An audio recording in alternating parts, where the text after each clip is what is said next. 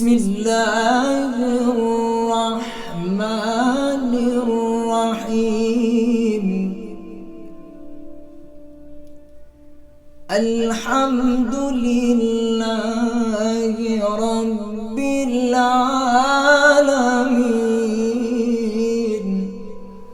The successful believers, KARBALAI KAZIM Rahmatullahi alayh, a farmer who could neither read nor write, becomes a hafiz of the entire Quran and its sciences in one night. A farmer learns the importance of zakat in one of the majalis, stops working for his employer as he was adamant in not paying zakat. He was granted a piece of land. He fertilized the land, paid the zakat of the seeds before planting them, and instead of paying 10% or 5% as zakat after harvesting the crop, paid 50% to the needy. As thanksgiving to the Almighty Allah for granting barakah to his crops, he continued paying 50% of his produce as zakat for the duration of his life. This noble and sincere act changed him to a hafiz of the Holy Quran and its sciences. 100 years ago in Saruq, a village near Iraq, south of Iran, an incident takes place wherein a 27-year-old young man, Muhammad Kazim Karimi, instantly becomes the hafiz of the entire Quran and its sciences. He never went to any school or any educational facility. Despite him not wanting to disclose this divine favor on him, he sought fame in all parts of the Muslim world.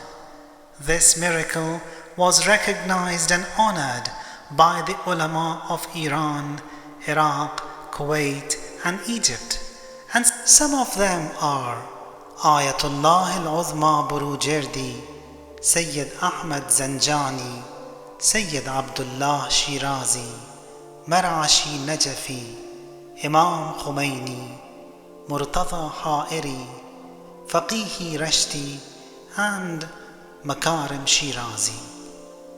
KARBALAI Kazim says, I practiced 3 things and was granted this special favor for observing them. 1. I never consumed haram. 2. Never missed any of the night prayers, Salatul Layl. And 3. Was regular in paying khums and zakat. He was a farmer. KARBALAI Muhammad Kazim gave special importance to the prayers of Ma'asumeen alayhimus salam and Namaz Ja'far Tayyar. In the blazing sun, he stood in worship, offering this prayer, which was a gift given to Ja'far Tayyar alayhi salam from the Holy Prophet sallallahu alayhi wa alihi wasallam for his services in Africa. A 4 rak'at prayer in sets of 2. In the first rak'at, after Suratul Hamd, Surat Zalzala is recited. In the second rak'at, after Suratul Hamd, Suratul Qari'ah is recited. And in the first rak'at of the second set, Suratul Nasr, after Suratul Hamd is recited, and Surat Tawheed, after Suratul Hamd, in the second rak'at of the second set is recited. In each rak'at, Tasbihat Arba'a, which is Subhanallah, Walhamdulillah, Wala ilaha illallah, Wallahu Akbar, is recited 15 times after the recitation of the surahs. 10 times in ruku, 10 times after ruku when you rise, 10 times in sajda, and 10 times after sajda when you rise, 10 times in the second sajda, and 10 times after the second sajda. In total, this glorious recital is repeated 75 times in each rak'at, making a total count of 300 in the 4 rak'at. a very beautiful and an effective prayer. His son says, at seeing his continuous nocturnal worship, I used to say, Father, rest a bit.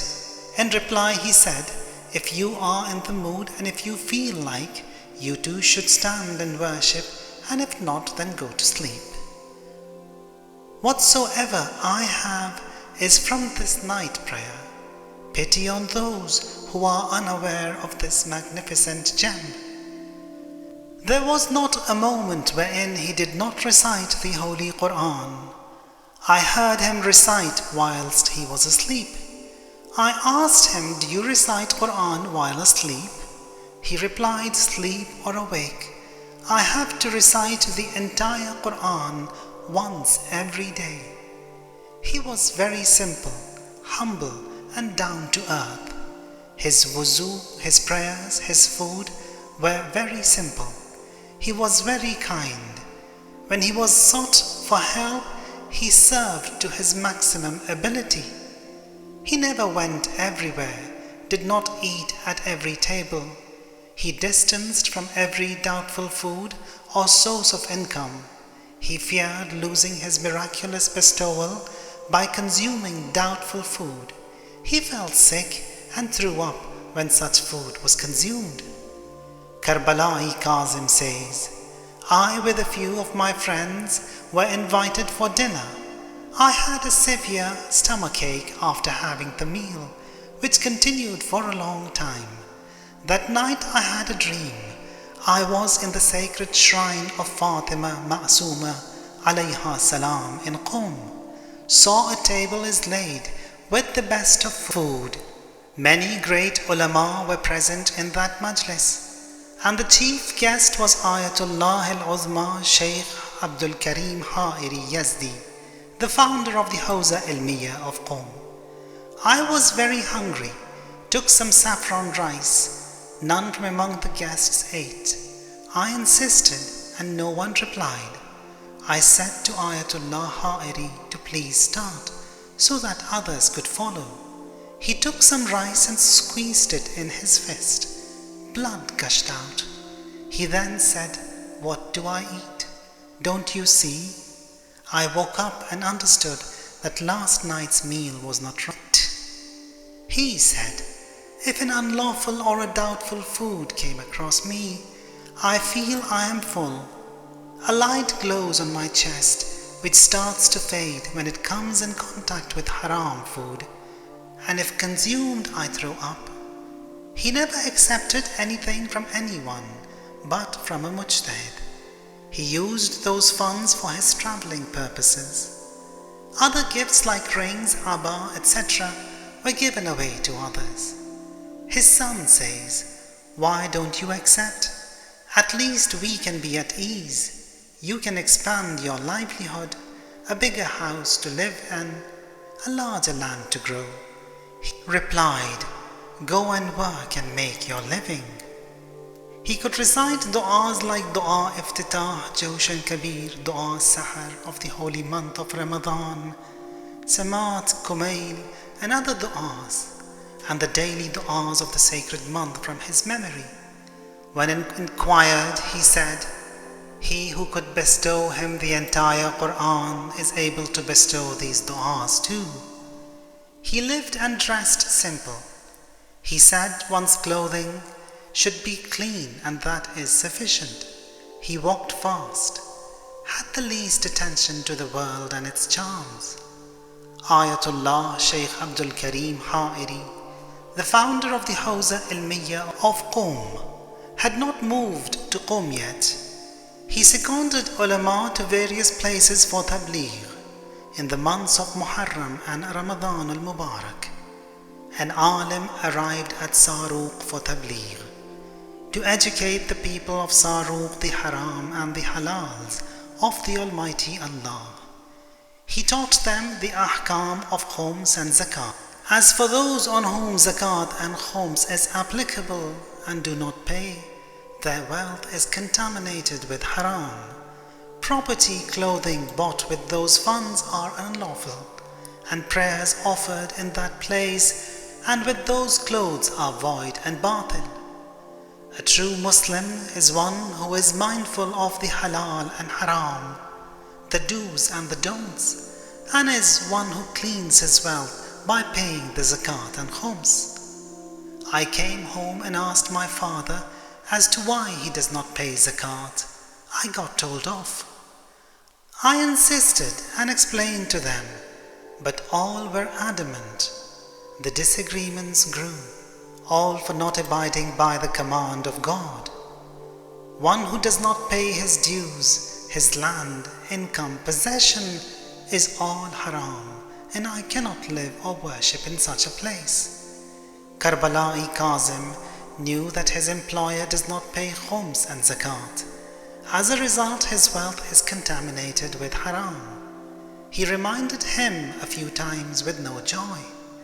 For his income to be lawful and halal, he moves to another town. He was away from his home and people for a few years. They requested him to return, offered him a piece of land and some wheat to grow his land.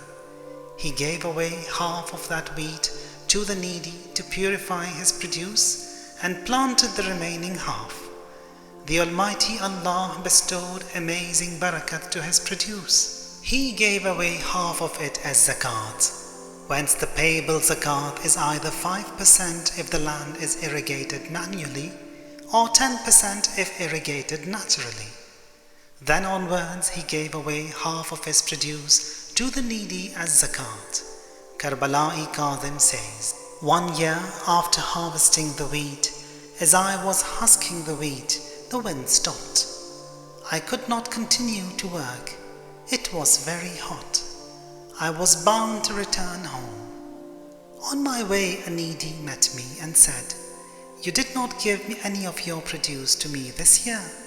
Seems you've forgotten us." Kazim says, "I haven't forgotten. I was not able to husk the wheat." He got happy and returned to the village. But Kazim was restless. He returned to the fields and with a lot of effort and difficulty managed to clean some of the wheat and got it delivered to the man in need. Collects some grass for his sheep and wheat and sets off to his village.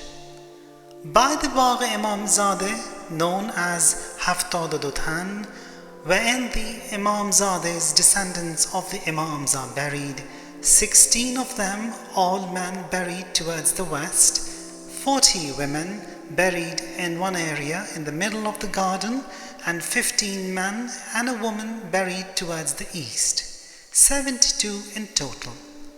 The notable among those buried towards the west is Imam Zadeh Ja'far, and towards the east is Ali as-Salih Abdullah, the descendant of Imam Sajjad alayhi salam, and a lady Nusrat Khatun. Kazim says, I sat on the bench by the entrance of the shrine, placed the grass and wheat in a corner, and was drowned in my thoughts. Moments later, 2 very beautiful and attractive young men, both Sayyid, came to me. They said, "Come on, Kazim, let's go and recite a Fatiha at this Imam Zadeh." Kazim says, "I want to go home, get this feed forage delivered." They say it's okay, come on, let's go and recite a Fatiha. They lead and Kazim followed to the Imam Zadeh. They recite a Fatiha at the Imam Zadeh. By the entrance first and then move to the second Chehil Dukhtaran. They asked me to come, but I declined, saying that the trustees disallow men from entering that shrine as all women are buried therein. The 2 Sayyids say, all that is just a superstition. They enter, recite and head to the 3rd Imam Zadeh. They recite a zikr, a recital, which Kazim does not understand. They point at the ceiling. Suddenly Kazim notices glowing kalimat words in the ceiling, around the sacred shrine as if written in gold. He says, I saw phrases written there which were never seen in my numerous visits to this shrine. One of the two young men says, Kazim, why don't you read? Kazim replied, I cannot read. He says, you must read. He placed his hand on Kazim's chest and presses it and says, read now. What do I read? Said Kazim. That young man recited the ayat and said, read as such. Inna rabbakum Allahu alladhi khalaqa as-samawati wal ard fi sittati ayyamin thumma istawa ala al-arsh yughshi al-layla an-nahar until the end of the ayat. Kazim recited the ayat until the end. He was drowned in joy reciting the ayat. He turns to speak to that man or to ask him something. To his astonishment finds himself alone and no one with him. Alone in that shrine, faints and falls to the ground. He says, I woke up exhausted at Fajr the next morning, thinking as to where that place was and what I was doing there. It was dark, the candles had died out. With a lot of difficulty I found the door of the shrine. I offered my Fajr prayers, returned to the place a few times to meet the Sayyids and see the ayat in the ceiling. Comes out of the shrine, picks his wheat and forage and sets off home. On his way notices he is reciting things which he could never do. Is reminded of the two young men and notices that he is the Hafiz, a memorizer of the entire Quran. Ayatullah al-Uzma, Sayyid Muhammad Ansari, among the great Maraja of his time and renowned for his prayers to seek rain, tested KARBALAI Kazim and finally asked him to recite Surah Al-Baqarah in the reverse order. From the last ayah to the first, KARBALAI Kazim recited the entire surah in the reverse order from the ayah La yukallifullahu nafsan. Ayatullah Ansari, after a few pages, seeing him recite, concluded as such, I have been reciting Surah Tawheed for the past 60 years, which is only 4 verses. If you asked me to recite it in the reverse order, without thinking and full attention, I would not be able to recite. And this sincere servant can recite the entire Quran without any fear, correct and quick. Ayatullah Haj Sayyid Hibatuddin Shahristani, among the ulama of Najaf, who was a Hafiz himself, visiting Mashhad, came to see KARBALAI Kazim and was amazed. Marhum Shahristani took him to Iraq, organized many meetings with the Huffaz of Iraq. KARBALAI Kazim could read Quran and no other text. When inquired, he replied, verses of Quran glow before me, and I can read them with that noor. When inquired as to how he recites with all confidence and efficiency, he replied, the book is open before me and I read from it. Ayatullah Khazali, a Hafiz of Quran, Nahj al-Balagha and Sahifa Sajjadiyya, in his meetings with KARBALAI Kazim, jumbled a few ayat and an Arabic alphabet presented before him. He, without hesitation, gave the exact address of both the ayat and that extra letter, which was not from Quran. When inquired as to how he differentiated, he replied, the verses of Quran had noor and the random alphabet had no noor.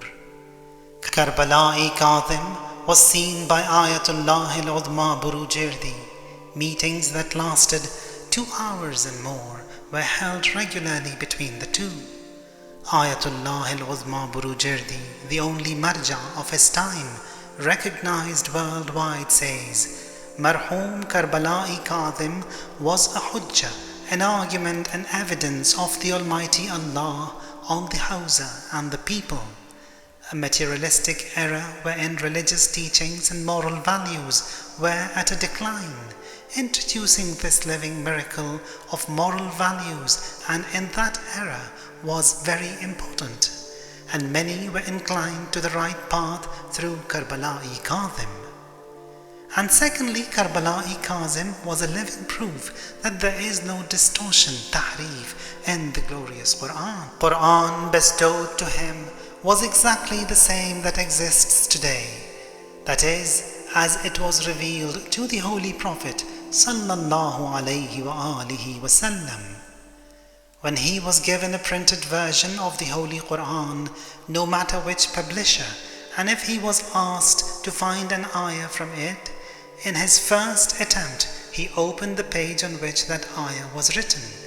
Another divine grace on this humble noble who had always wished to recite the Holy Quran. Ayatullah al-Uzma, Marashi Najafi, invited him to Qum for a month. Every day he would recite a juz of the Holy Quran, and KARBALAI Kazim would check with the Quran bestowed to him, and KARBALAI Kazim would recite, and Ayatullah Marashi Najafi would tally with his Quran. At the end of the month, Ayatullah Marashi Najafi concluded, not a word or letter has been added or removed from the Holy Quran. No tahrif exists. It is not distorted. The book is as it was revealed to the Holy Prophet sallallahu alaihi wasallam. He was talking about his death and funeral 20 days prior to his death. He said, "Soon I will be departing. Take my body to Qum and bury me in Qum." He stopped, thought, and said, "Me dying in Saruq will be a burden on you in transferring the body to Qum."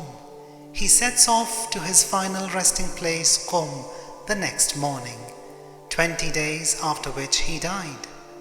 Marhum KARBALAI Kazim Saruqi, this humble noble man, obedient to his Lord and his commands, died at the age of 78 on the 7th of Muharram 1377, 4th of August 1957, and was buried in Qabristan-e-Nau in Qum. One who practices what he has learned and understood his duty is indeed in line with the Imam of age, Mahdi Ajjalallahu Ta'ala Farajahu Sharif. One whose looks and inner self are the same, pure and sincere. His thoughts are pure, never intends to sin or disobey, indeed has adorned with the divine fragrance and color, has drawn closer to the perfect attributes of Imam al-Asr, Ajjalallahu Ta'ala Farajahu Sharif. According to the historians, KARBALAI Kazim is the only recorded person who had never seen a teacher, educational facility, or a mentor, but by the divine command instantly becomes the Hafiz of the most sacred book, the word of the Almighty Allah, the glorious Quran. Indeed, قَدْ أَفْلَحَ الْمُؤْمِنُونَ, successful are the believers. وَسُبْحَانَ رَبِّكَ رَبِّ الْعِزَّةِ عَمَّا يَصِفُونَ وَسَلَامٌ عَلَى الْمُرْسَلِينَ وَالْحَمْدُ لِلَّهِ رَبِّ الْعَالَمِينَ. اللهم صل على محمد وآل محمد.